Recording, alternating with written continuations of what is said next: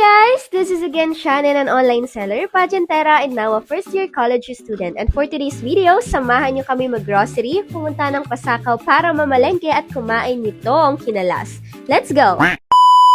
Hey, good morning everyone! And for today's video, maaga nga kaming nagising nila mother kasi pupunta kami ngayon ng Pasakaw. Pupunta nga kami ngayon ng Pasakaw para mamalengke. Iwan ko nga kila mother kung bakit gustong-gusto nila mamalengke dito sa Pasakaw. Kasi 'di ba, meron naman dito sa Naga ng mga mabibilhan ng mga maritatas, meron din ditong mga sira.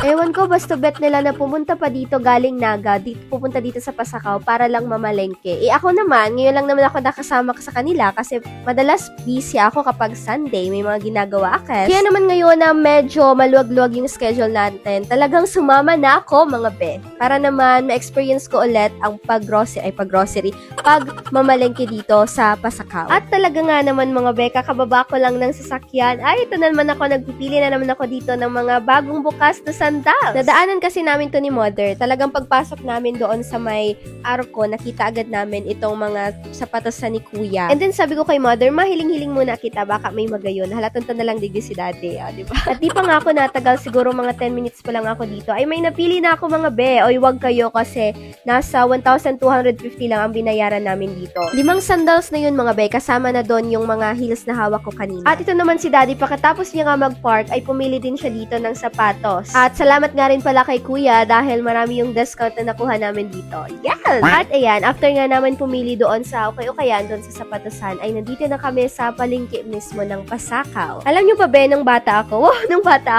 madalas kasi na every Wednesday and every Monday, talagang pumupunta kami dito sa okay-okayan or sa palengke. Hindi ko lang alam ngayon kung meron pang Wednesday na palengke dito. Comment nga kayo yung mga taga Pasakaw dyan. Hindi na kasi ako updated. So dati kasi, madalas talaga kami dito. Halos every Wednesday and every Sunday kami nandito sa palengke mga be, at madalas nasa okay-okayan kami. At talagang hindi yan pinapalampas ni mother. At ako rin, hindi ako talaga magpapalampas na hindi ako kasama. Hindi ako papayag ng ganon. Okay.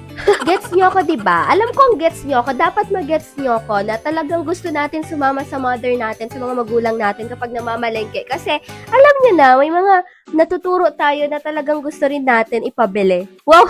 Katulad ng batang ito, ayan si Jairo, talagang hindi yan mapapahiwalay sa kanyang mother. At talagang kapag umaalis kami, palagi yan may mga tinuturo. Mama, ito nga yan sa akin, ganito, ganyan. Ay, nako. And ayan, napagbigyan na naman ang batang ito. Ate! And yes, tapos na tayo mamalengke. Tapos na sinamother ng kanilang mga pinagbibili sa palengke. And ngayon, punta na tayo sa bahay nila Tita Shela. Yes, ito talaga yung dandugan natin mga be. Bahay nila Tita Shela dito sa Pasakaw. Lalo na kapag tulad nito na talagang pumupunta kami ng Pasakaw para mamalengke or kapag may talagang pupuntahan kami na importante ay nandito kami, pumupunta kami dito kila Tita Shela. Ayun. Kahit nung candidate ako ng Miss Pasakaw 2025 and yung kambal ko din ng Pretty Boy Pasakaw 2025 ay dito rin kami madalas pumupunta kila Tita Shela and dito rin kami nakikitulog. Bye guys! Bye-bye Tita Shela! And of course, after that, ay pumunta naman kami ngayon ng grocery. So, bumalik na muna kami sa bahay para mag-asikaso ng mga binili namin doon sa Pasakaw. And ngayon, bibili naman tayo ng mga pambaon ni Jairo at ako na rin kasi ang mahal ng mga bilihin sa... Uy, hindi tayo gaganyan, okay? Share ko lang mga be, ito pala yung favorite kong nuts, no?